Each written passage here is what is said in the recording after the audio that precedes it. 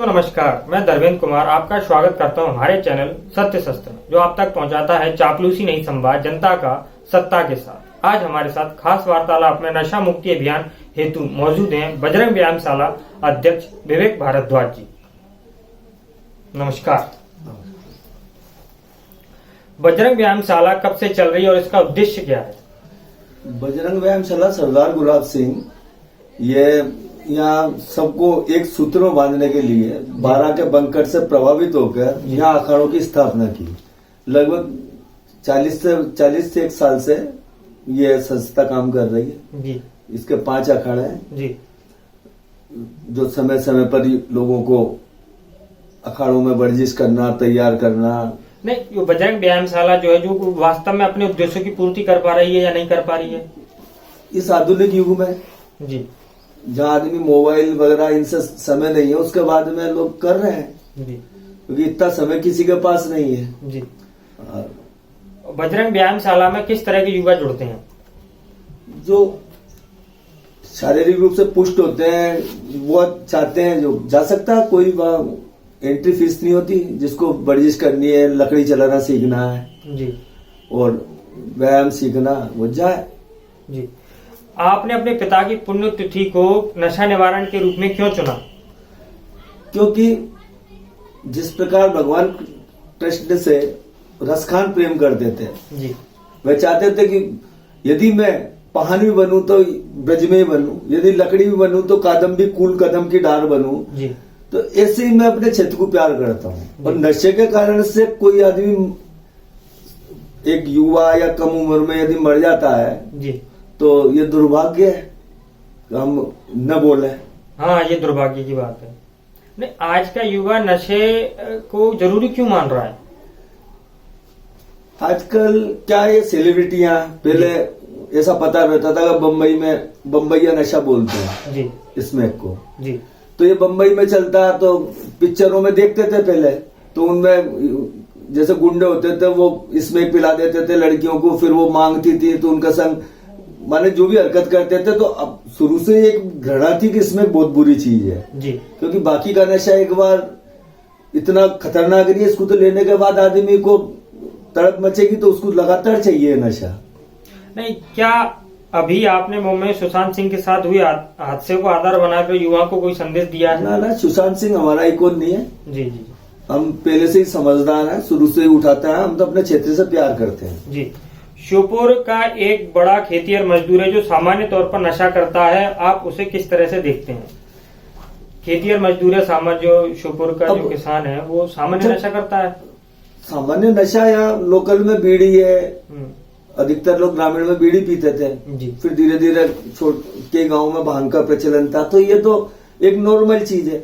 अब उसकी आड़ में धीरे धीरे करके उसको बढ़ता बढ़ता स्मैक तक आ जा, ये तो एक बर्बादी के कगार पर है इलाका। इसलिए ऐसा लगा कि इसको रोकने के लिए प्रयास करने चाहिए। जैसे जो धनाढ्य हैं और जो धन संपन्न जो है, उनके परिवार या उनके जो क्या नाम से बच्चे हैं, वो जल्दी नशे की गिरफ्त में क्यों आ जाते हैं? ये ऐसी चीज है कि प्रचार होता है, हल्का सा नशा कोई करता हो, फिर उसका कोई मिलने वाला मिलता है, वो कहता है हाँ ऐसा नशा करता है, ये कर नशा, उसमें मजा आता है। तो ऐसे गिरफ्त में धीरे धीरे करके चेन बन जाती है, तो आते जाते हैं लोग, प्रोत्साहन दिया जाता है। अच्छा। ये क्या नशा मुक्ति केंद्र आज अपनी भूमिका सही तरीके से नहीं निभा पा रहे हैं? नशा मुक्ति केंद्र कौन?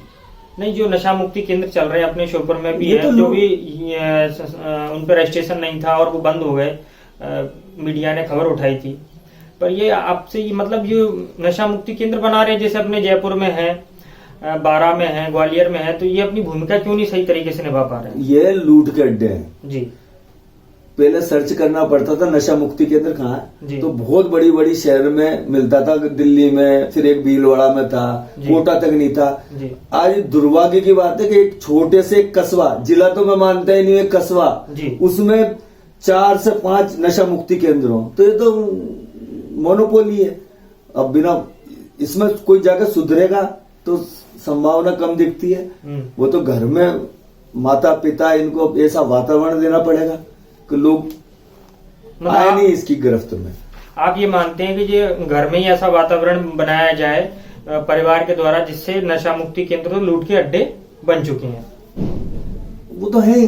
अब सबसे बड़ा गुरु होता माँ और बाप, जो बच्चे को पैदा करता है उसको उसकी गतिविधियों के बारे में पूरी जानकारी होती है जी। यदि वो उसकी गतिविधि नहीं समझ पा रही तो सबसे बड़ा गुरु तो माँ होती है, उसके बाद में उसको सब पढ़ाया जाता है। नंबर 1 गुरु माँ और बाप। जब उनको सही शिक्षा नहीं देंगे तो लोग गलत रास्ते पे जा रहे हैं, तो उनके संग भी समय व्यतीत करके उनकी भावनाओं को देखना जी। ये कहाँ जा रहे हैं, ये क्या कर रहे हैं। बिल्कुल इतनी आजादी भी नहीं, संपूर्ण आजादी दे दी हो तो उन पर ध्यान करना उनका भी। हाँ, मतलब वातावरण, तभी वो उस नशे से गिरफ्त में दूर हो सकते हैं। जो आप अभियान चला रहे हैं, नशा मुक्ति अभियान नशे के खिलाफ, तो उसमें आपके मुख्य बिंदु क्या है? मतलब किस तरह के नशे का आप रोकने के प्रयास में है? वैसे नशा तो सभी बेकार है जी जी, पर अब शराब है, उसको बंद करा ही नहीं सकते। सरकार की इकोनॉमी है, देश की इकोनॉमी है। अब सरकार शराब बिकारी है तो मैं कैसे विरोध कर दूंगा उसका? चीज तो वो भी सही नहीं है जी।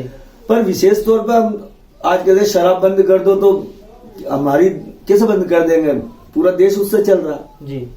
और पता नहीं ये कृष्ण की का भारत में दूध और दही की नदियों वालों में शराब का तो कोई काम ही नहीं था, तो आसुरी शक्तियां पीती थी। नहीं, जो आपका जो अभियान चल रहा है ये सफलता होगा, इसके बारे में क्या सोचते हैं आप?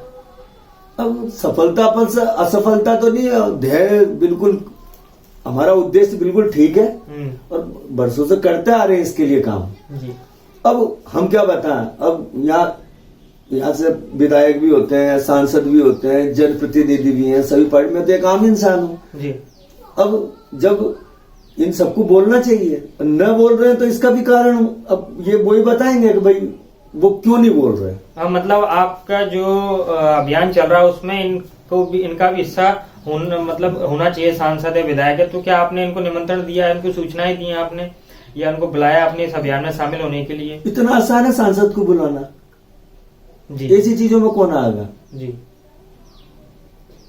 अब वोटों की लड़ाई और जब चुनाव होते हैं सब आते हैं, पर जब क्या होता है कि एक क्षेत्र का प्रतिनिधि है, क्षेत्र का मुखिया जी, अब वह घर के बारे में विचार नहीं करे तो फिर आज कोई भी परिवार में मुखिया पूरे घर को मार देना चाहे तो ऐसा कोई मुखिया हो ही नहीं सकता।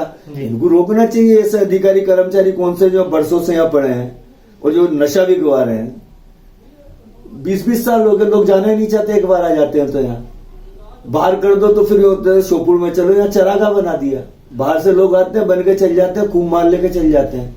हमारा उद्देश्य है कि भाई हर चीज का पैसा, रिपोर्ट कराओगे तो पैसा, पिट के जाओगे पैसा, पीट के जाओगे तो पैसा, अवैध टोली से रेत लाओगे तो जो जो थाने आएंगे उनको पैसा, अवैध बसें चलेगी उसका पैसा।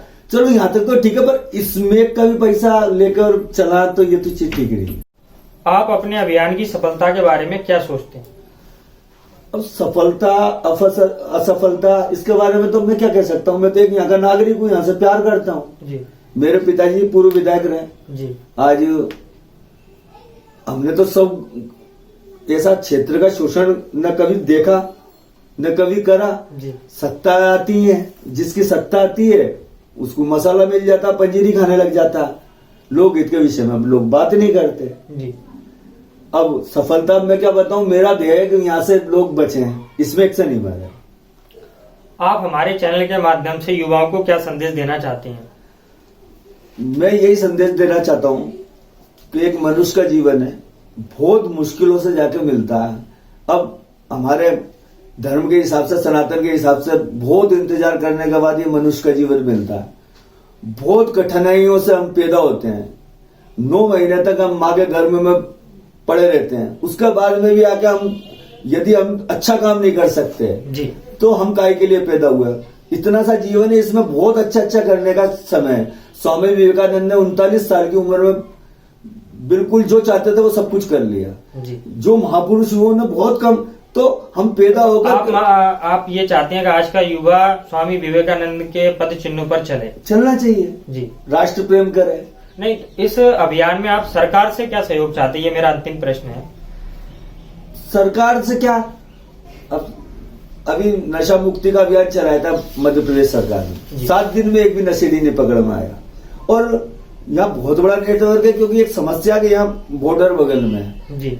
जब अभियान की शुरुआत होती है उन्होंने किया हम 7 दिन का अभियान कराएंगे, सारे के सारे नदी पार करा राजस्थान पहुंच गए। अच्छा, आपका ये कहना है कि जो सरकार जितने दिन अभियान चलाती है उतने दिन जितने भी जो नशा बेचते हैं वो सब जिला 7 दिन के लिए जिला छोड़ देती हैं। देखो, यदि अपराध है, नशा है, ये चीज रोकने का काम पुलिस का है जी। अब वो क्या अभियानों तक ही सीमित रहना चाहिए, उनका कर्तव्य। आज मेरे से तो इसमें एक चीकू पकड़ के लाओ तो मैं कैसे लाऊंगा, मैं तो एक आम इंसान हूँ। नहीं, आप सूचना देंगे फिर पुलिस प्रशासन? सूचना देने के बाद नाम वही ओपन कर दे कि लोग पड़े हैं बरसों से यहाँ, उनका ट्रांसफर नहीं हो रहा, यही आ जाते हैं। अब मैं तो इतना जानता हूं कि बिना पुलिस की स्वीकृति के पत्ता भी नहीं हिल सकता, इससे ज्यादा कुछ नहीं बता सकता मैं। जी जी। यदि वो नहीं चाहेंगे तो कुछ भी नहीं होगा, बिना उनकी इच्छा के ये कुछ भी नहीं हो सकता। इसमें माल तो सभी पी रहे हैं। जी। आज हमसे बात की विवेक भाई साहब ने, बजरंग व्यायामशाला अध्यक्ष। इनका अभियान शहर में चलाया जा रहा है 9 जनवरी से। आपका कार्यक्रम की रूपरेखा बताएं। हमारी रूपरेखा ये, कल रमाशंकर भारद्वाज मेरे पिताजी थे और वो सर्वमान्य थे, यहाँ लोग प्रेम की दृष्टि से देखते हैं जी। वैसे आजकल विधायक वगैरह को गलत दृष्टि से देखते हैं, पर आज भी मैं उनका लड़का हूं, उसके बाद में भी लोग इतना प्यार करते हैं। यदि उसने, लोग समझते कि इसने कोई आवाज उठाई है तो बिल्कुल ठीक उठाई होगी। और मैं नहीं कर सकता, एक सब समूह लेके मैं लूंगा तो हार जाएंगे। हम सब मिलके इस कुरीति को मिटाने के लिए प्रयास करेंगे। कल इनकी पुण्यतिथि मनाई जाएगी, उसके बाद वहां वृद्धाश्रम पर बुजुर्गों से आशीर्वाद लेके गणेश जी को एक ज्ञापन देंगे। उसके बाद वहीं एक रैली के रूप में आएंगे, वहीं मुख्यमंत्री को भी एक ज्ञापन देंगे कि जिस प्रकार इंदौर में जो नशा तस्कर हैं उनकी संपत्ति पूरी छीन कर दी और कुर्क कर दी गई, तो जिन्होंने नशा करा, नशा बेचा, लोगों की जिंदगी बेची, उनको रोड पे लिया है। तो आगे भविष्य में कोई भी ऐसी हिम्मत नहीं कर पाएगा कि हम इससे पैसा कमाए।